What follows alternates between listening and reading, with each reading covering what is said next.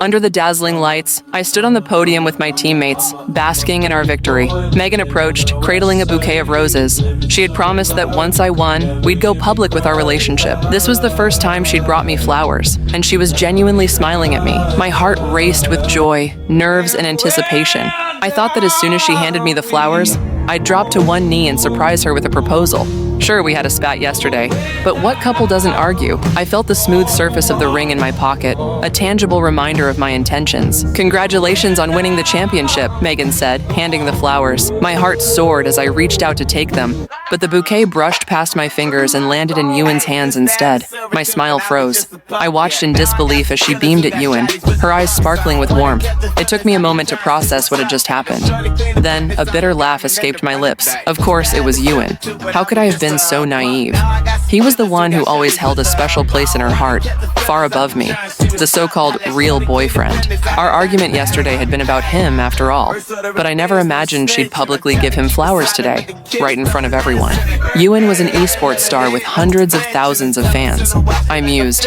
Didn't she realize what that meant? I slipped the ring back into my pocket, numb, as the crowd erupted with excitement over her gesture. Cameras clicked away, capturing the moment, and before I knew it, videos of their public display of affection flooded the internet. The handsome duo sparked a frenzy among fans, and Ewan's followers were cheering them on, but none of it mattered to me. I forced a smile and stepped off the stage, retreating to the locker room alone. As I scrolled through the trending topics filled with congratulatory messages for them, a wave of indifference washed over me. I was exhausted.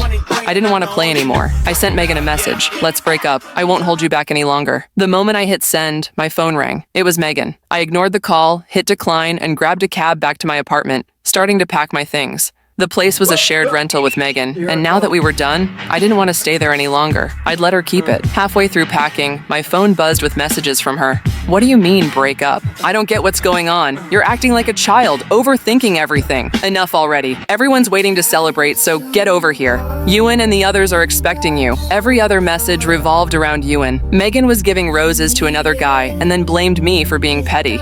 I didn't reply. I just grabbed my things and left. There wasn't enough time to find a new place, so I headed back to the studio's dorms meant for professional players. Everyone else was out celebrating, leaving me alone in the empty room. I instinctively booted up my computer, diving into the familiar world of gaming, trying to escape the reality of what had just happened. In the dead of night, my phone buzzed with a call from Megan. I glanced at the screen and hit decline without a second thought. Moments later, a flurry of messages lit up my phone. "Where are you? You didn't come home last night? I can't find you anywhere. I bought you flowers.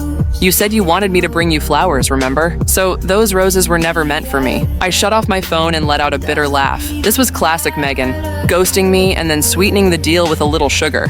Once upon a time, I would have convinced myself this was her way of showing love, even if it felt like a half-hearted gesture. But now, I was done. Nobody needed anyone that badly. Not me, and certainly not Megan. I spent the night gaming, lost in a digital world, and finally crashed, sleeping until 3 in the afternoon. When I woke up, there Megan was, sitting in my chair. I wasn't surprised she found me here. After all, this dorm was the only place I had left. As I stirred, she turned to face me, her expression a mix of concern and frustration. "What's going on with you? Ignoring my calls and messages had me worried sick."